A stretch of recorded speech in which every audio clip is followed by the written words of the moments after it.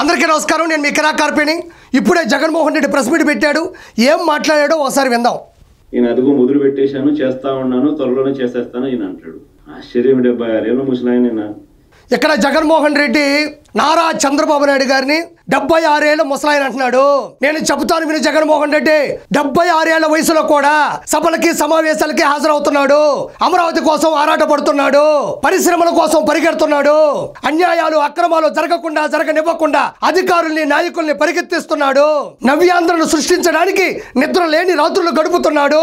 ప్రతిరోజు ప్రజల్లో ఉంటూ సమస్యలు వింటూ నడుస్తున్నాడు. నిత్యం ఉదయించే సూర్యుడు నారా చంద్రబాబు నాయుడు గారు. ఆయన పట్టుకొని 76 సంవత్సరాల ముసలాయన అంటావా? సరే, మన వయసు ఎంత, మనం ఎలా ఉంటాం? నారా చంద్రబాబు నాయుడు గారు ఈ వయసులో ఎలా ఉన్నాడో ఓసారి చూద్దాం. ఈయన చంద్రబాబు నాయుడు గారిని పట్టుకొని ముసలాయన 76 ఏళ్ళు అంటున్నాడు కదా, ఈయన ఎలా ఉంటాడో ఒకసారి చూడండి. ఒక చోట పూజా కార్యక్రమం జరుగుతుంది. పూజారులు ఉన్నారు, ఎదురుగా దేవుడి పటాలు ఉన్నాయి. మన జగన్మోహన్ రెడ్డి పరిస్థితి ఏంటో చూడండి.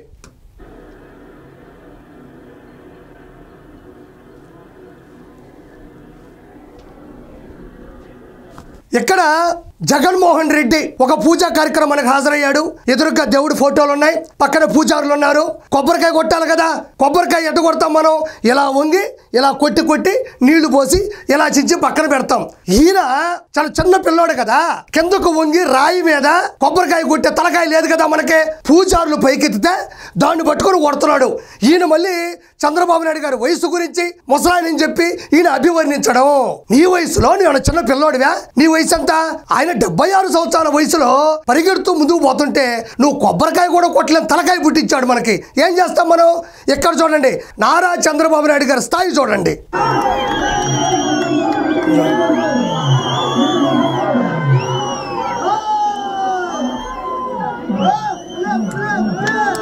ఇదే నారా చంద్రబాబు నాయుడు గారు ఎవరి సపోర్టు లేకుండా ఆయనకి ఆయనే నిచ్చెన పట్టుకొని పైకెక్కి నిలబడి చేతులు ఊపాడు. నీకు ఆయనకి ఎంత తేడా ఉంది? నువ్వేమో కొబ్బరికాయ కొట్టాలంటే పూజలు రాయి పట్టుకుంటే ఇట్ట పెట్టి ఇట్ట కొడతావు. ఆయనేమో ఏ సపోర్టు లేకుండా నిచ్చెనెక్కి పైకి నిలబడి చేతులు అభివాదం చేశాడు. దట్ ఈజ్ నారా చంద్రబాబు నాయుడు గారు. నువ్వు వయసుల గురించి మాట్లాడబాక. ఈ వీడియో కూడా మళ్ళీ చూద్దాం. ఈ వయసులో రెడ్ బుక్ రాజ్యాంగ పాలన ఏమిటి? రెడ్ బుక్ రాజ్యాంగం. రెడ్ బుక్ అంటే చట్టబద్ధమైన సాక్ష్యాలతో కూడిన శిక్షలు అమలు పరుస్తారు, అమలు చేయడం జరుగుతుంది. అన్యాయాలు అక్రమాలు దౌర్జన్యాలు చేయని వాళ్ళకి మాత్రం ఈ రెడ్ బుక్ అనేది వర్తించదు.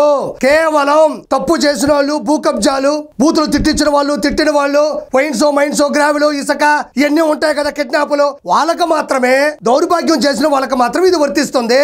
తప్పు చేయని వాళ్ళు ప్రశాంతంగా ఉండొచ్చు. ఈ బెదిరింపులు ఏమిటి? వాడిని తొక్కుతా వీడిని తొక్కుతా అన్న మాటలు ఏమిటి? ప్రజలు ఏదో దేవుడు ప్రజలు దయదలిచి ఏదో అధికారం ఇచ్చారు. ఇచ్చిన అధికారంతో ప్రజలకు మంచి చేయడానికి పోయి ఇక్కడ జగన్మోహన్ రెడ్డి ఒకటి గుర్తుపెట్టుకో, ఇది మంచి ప్రభుత్వం, ఇది ప్రజలకి మంచి చేస్తుంది.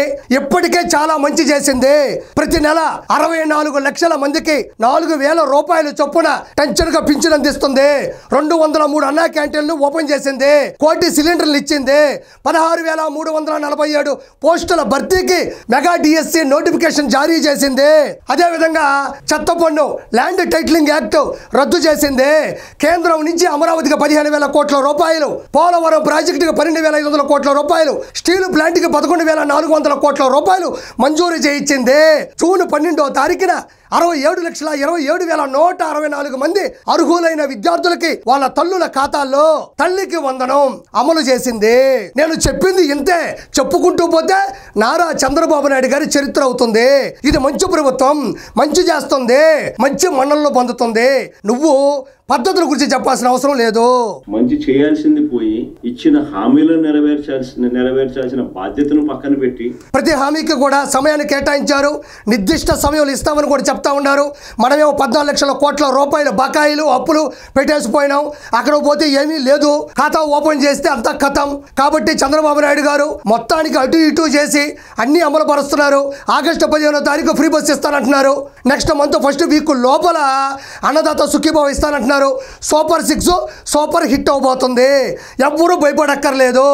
అబద్ధాలతో మోసాలతో పరిపాలన చేస్తూ వాటి గురించి ఎవరైనా అబద్ధాలు మోసాలు చేసింది జగన్మోహన్ రెడ్డి. నువ్వే ఏం చేసావు? సంపూర్ణ మద్యపాన నిషేధం చేస్తా అన్నావు, చేసావా? చెయ్యకపోగా నాసిరకం జే బ్రాండ్ తీసుకొని వచ్చి అందరూ లెవర్లకి బొక్కెట్టింది నువ్వు. డిజిటల్ ప్రాసెస్ లేకుండా డబ్బులు మొత్తాన్ని క్యాష్ రూపంలో తీసుకుని తాడేపల్లి ప్యాలెస్లో కూర్చొని తాపీగా లెక్క పెట్టుకుంది ఎవరు? నువ్వు. జాబ్ క్యాలెండర్లో అయిందా? మెగా డిఎస్ఎన్లో అయిందా? ఏ ఒక్కటి నువ్వు చేయలేదు. అబద్ధం మోసాలతో కూడిన రాజ్యాన్ని సృష్టించింది నువ్వు. ప్రశ్నిస్తే భూస్థాపితం చేస్తాను అనే మాటలు మాట్లాడుతా ఉన్నాడు. 100% జగన్మోహన్ రెడ్డి నీ పార్టీ భూస్థాపితం అవబోతుంది. ఇంకా పరిగెట్టలేదు, ఇంకా పదును లేదు, ఇంకా ముందుకెళ్ళలేదు. ఎందుకంటే మనం చేసిన లోపాలే ఈ లోకంలో నీకు శిక్ష విధించబోతున్నాయి. ఒక్క మాట చెప్తా, గుర్తుపెట్టుకో. నిక్కర్ వేసుకున్న పిల్లని అడిగినా చెప్తాడు లిక్కర్ కేసులో నువ్వు లోపల పోతావని. ఇంకా ఈడీ కేసులు ఉన్నాయి, 1, 2 కాదు, తవ్వుతా ఉన్నారు. తవ్వే కొద్ది టన్నులు వస్తున్నాయి. మనకి తప్పదు శిక్ష. నువ్వు జీవితంలో బయటకు వస్తావో లేదో కూడా డౌటే. రెడ్ బుక్కి నీ మీద కూడా అమలు జరగబోతుంది. కాబట్టి జగన్మోహన్ రెడ్డి వయసు గురించి మాట్లాడబాకు. నీ పార్టీ భూస్థాపితం కాబోతుంది. చక్కటిగా అన్ని అమలు చేస్తున్నారు. కాబట్టి మనం గమ్మును కూర్చుంటే మంచిది. సత్తెనపల్లి కాన్స్టిట్యున్సీలో రెంటపాల అనే గ్రామంలో ఉప సర్పంచ్, వైఎస్ఆర్సీపీ ఉప సర్పంచ్ నాగమల్లేశ్వరరావు ఈ ఇష్యూనే గట్టిగా నడుస్తా ఉంది. అతను 2024 ఎలక్షన్ రిజల్ట్ నమ్ముకొని, అంటే ఐపాక్ టీము కావచ్చు, ఆరా మస్తాన్ కావచ్చు, ఫేక్ సర్వేలు కావచ్చు, రజనీకి సంబంధించినటువంటి ఒక ప్రోగ్రాంలో వైనాటు 175 కావచ్చు, ఇవన్నీ విని అతను బాగా అత్యుత్సాహానికి గురయ్యి గెలిచేది మన అన్నే కదా అని చెప్పేసి 30 కోట్ల రూపాయలను కూడా బెట్టింగ్ పెట్టడం జరిగింది. ఆయన ఆరాధ్య దైవం ఎవరు అంటే అనిల్ కుమార్ యాదవ్. అతని గురించి మీకు తెలిసిందే, బెట్టింగ్ బంగారు రాజు. ఆయన చొరవతో, ఆయన ప్రోత్సాహంతో, ఆయన ప్రోద్బలంతో ఈ యువకుడు నాగమల్లేశ్వరరావు అనే వ్యక్తి 30 కోట్ల రూపాయలని జగన్మోహన్ రెడ్డి గెలుస్తాడు, సీఎం అవుతాడని చెప్పి పెట్టాడు. ఆ తర్వాత మీకు తెలిసిందే 11 సీట్లకే పరిమితం అయ్యారు. అలా వచ్చిన తర్వాత వాళ్ళందరూ కూడా పైన పడ్డారు 30 కోట్ల రూపాయలు ఇవ్వమని. మనోడి దగ్గర ఆస్తులు ఉన్నాయి, పట్టివ్వాలి కదా. ఇంట్లో వాళ్ళని అడిగాడు, ఆస్తులు అమ్ముదామన్నాడు, 2 ఎకరాల పొలం అమ్మేద్దామన్నాడు. వాళ్ళు ఒప్పుకోలేదు. ఎందుకు ఒప్పుకుంటారు పాపం? ఇలాంటి తప్పుడు ప్రచారాలను నమ్మి తప్పుడు పనులు చేసి డబ్బుల్ని వృధా చేస్తే ఇబ్బంది పడతారు కదా. కాబట్టి వాళ్ళు ఒప్పుకోలేదు. వెంటనే జూన్ 5వ తారీఖు ఆత్మహత్య యత్నం చేశాడు. అలా హాస్పిటల్లో ఉండి జూన్ 9వ తారీఖు చనిపోయాడు. ఆల్మోస్ట్ సంవత్సరం అయిపోయింది. ఈ మధ్యలో దాని గురించి ఏ టాపిక్ రాలేదు. రీసెంట్ గా నిన్న జగన్మోహన్ రెడ్డి హుటాహుట్టిన కాంస్య విగ్రహం ప్రతిష్ఠించారు కదా, దాని ఓపెనింగ్ వెళ్ళాడు. అక్కడికి వెళ్ళాడు, జనాలు పోగేసుకున్నాడు. సేమ్ యాజిటీస్ రోతే జనాలు పోగేసుకొని ఇలా అట్టపెట్లో ఒకటి పెట్టుకొని రప్ప నరికేస్తాం, వేసేస్తాం, వచ్చేది మనమే అని చెప్పేసి బూతులతో ఉండేటువంటి ప్రచారం చేస్తూ మిగతా నాయకులందరూ కూడా తొక్కిసలాట మధ్యన అంబటి రాంబాబు అయితే బార్కెట్లను తోసేయడం, ఈ డిఎస్పీ గారి మీద ఎగిరిపడ్డం. మరి ఆయన డిఎస్పీ అంటే దేవిశ్రీ ప్రసాద్ గారు అనుకున్నారేమో, తెగ చిందులేశాడు. మరి పోలీస్ డిపార్ట్మెంట్ సంబంధించిందని తెలియదేమో, నాకైతే తెలియదు. తర్వాత ఆ జనాల తాకిడికి ఒక వ్యక్తి చనిపోయాడు, ఇంకొక వ్యక్తి అక్కడికక్కడే మరణించాడు. అంటే ఏముంది ఇక్కడ? నాకేం అర్థం కావడంలే. నువ్వు ఎవరి కోసం వెళ్ళావు? నువ్వు గెలుస్తావని నమ్మి నీ ఫేక్ ప్రచారాల వల్ల 30 కోట్లు పోగొట్టుకుని ఆ వ్యక్తికి కాంస్య విగ్రహం ప్రతిష్టాపన, దాని ఓపెనింగ్ నువ్వు వెళ్ళడమా? దానికి మళ్ళీ జనాలు ఆంక్షలు విధించారు పోలీస్ డిపార్ట్మెంట్. వాటిని పట్టించుకోలేదు నువ్వు. నాకు అర్థం కాదు. బెట్టింగులు పెట్టుకొని డబ్బులు పోగొట్టుకొని కుటుంబాన్ని రోడ్డు మీద పడేయాలనుకున్నాడు. పోనీ రోడ్డు మీద పడేయాలి అనుకునే లోపే ఆయనే పైకి వెళ్ళిపోయాడు. వీళ్ళ కోసం నువ్వు వెళ్తావా?